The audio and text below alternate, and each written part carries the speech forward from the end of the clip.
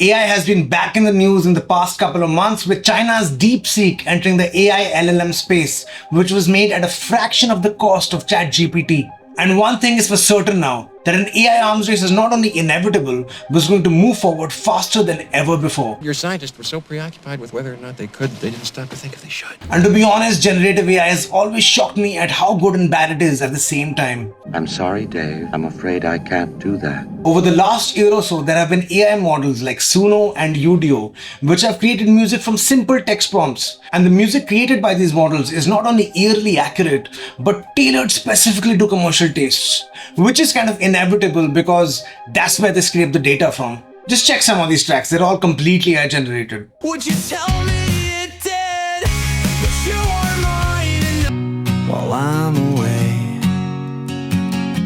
they crave their pleasures. Kabhi saas chhode. Suck it off, unleash the gates, devastation reigns, no mercy shown.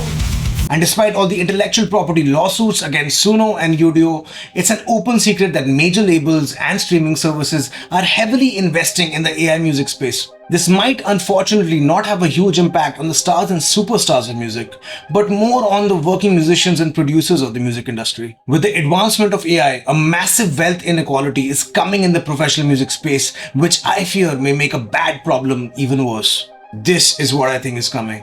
1. The death of commercial music production. When I mean commercial work, I mean music made for ads, other YouTubers, background scores, and other channel identification pieces. Basically, all the invisible music which is placed behind any visual you ever see on screen. This is not frontline work like, let's say, the work of a singer or a band, but more so background work for various audio-visual projects. This work keeps most musicians' households running in the music production space. So now, if you've ever worked with a commercial client, you may know how many back and forths and revisions there are in the endless committees that some of these corporates have. This results in massive back and forth between the client and the musician, in which musicians sometimes have to produce various iterations of a certain piece of music as fast as possible. Or sometimes artists create song pitch decks from its labels, and corporate clients pick and choose songs to use in their projects. This with generative AI becomes instantaneous. This in theory should lead to music producers maybe becoming music prompt engineers or something, but unfortunately music production has a very steep learning curve, whereas even a baby can give a prompt. It's literally the easiest thing in the world to do. Easy money. Unfortunately, because of generative AI, I feel a lot of music production work will start to be seen as low-wage, entry-level employee work. And many of these corporates or companies will start hiring in-house music prompt engineers or any other such dumb title that they come up with and start doing this back-end work themselves. Essentially, by reducing creative effort to just tasks that need to be completed, I can imagine a lot of this music production work in the future being completely done in-house by these companies. And in such scenarios, the only outsourcing that will be done with producers or with musicians who companies want to collaborate with for their clout or their social media presence, not for their work. The massive skill that is music production, I fear might just get lost in this noise. And most ads and mid-level productions might completely replace musicians and music producers with AI to do most of the back-end invisible work. This leads to a lot of people who spend their entire adult lives working professionally in the music production space, essentially losing a massive chunk of their income. And you can give me the stupid argument of, you've got to change with the times, bro. But essentially, you've reduced the job of someone who requires the skills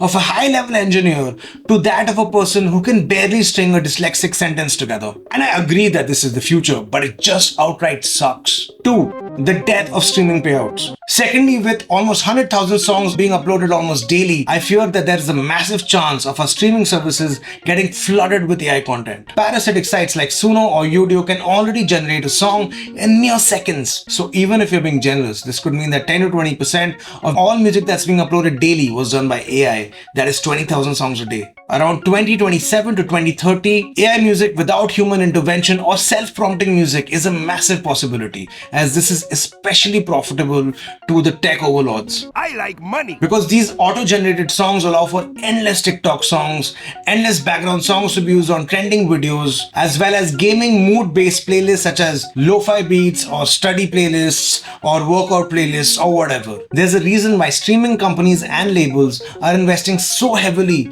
in the AI music space. This allows them to generate massive mood-based playlists without ever having to pay an artist. Since music discovery is already algorithmic, gaming the algorithm shouldn't be a problem for the people who own the algorithm. There are estimates which say that 100 to 500,000 AI songs could be uploaded daily in this time frame. Beyond 2030, this looks especially grim as AI generated to human-made music may outpace us by, let's say, a factor of 10:1. If, let's say, legal intervention is not done, it's only because the major labels and the streaming services themselves will be the ones flooding the internet with AI music content, while keeping and owning all the royalties produced from these tracks.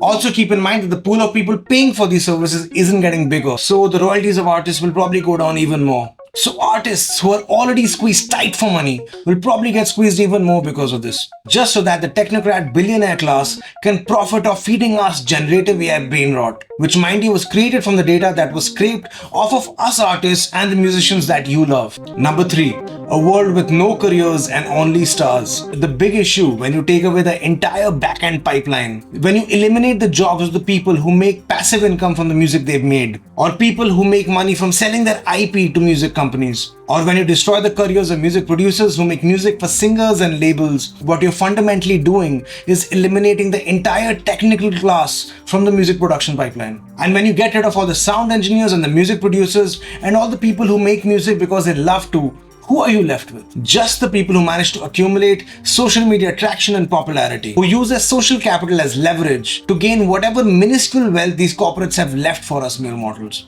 So the future is simple and dire. A world full of stars, of starving music producers and artists, and a technocrat billionaire class that doesn't even say thank you after using our data to make their generative AI models. Well, then could we at least pull up here and get some dinner?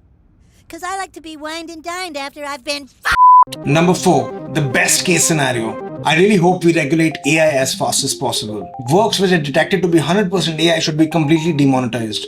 This sounds far-reaching but is possible. In fact, YouTube and Meta already require you to disclose if you've used AI in your video. The best case scenario in my opinion is if you use AI as an assistant as we move forward, more to inform our critical thinking rather than to replace it. Chess is a great example of this, as AI models like Deep Blue and Stockfish can outplay basically any living chess player out there, and the popularity of the game has only grown. And us as humans seem to enjoy watching matches between humans rather than a match between, let's say, two highly trained AI models. In chess, these models have been instrumental in training a lot of young players and getting them interested into the game. And the popularity of chess has actually soared. It sounds pretty great. An AI assistant which gets you interested in a subject, makes you understand critical thinking about the subject, and ends up making you a better version of yourself.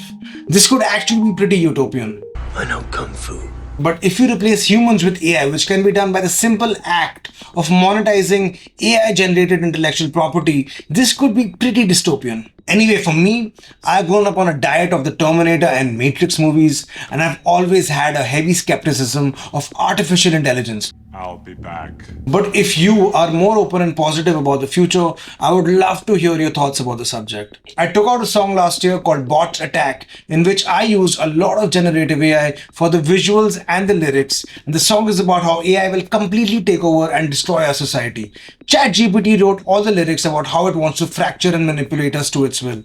Hear the song right here and let me know if your AI future is less dystopian than mine.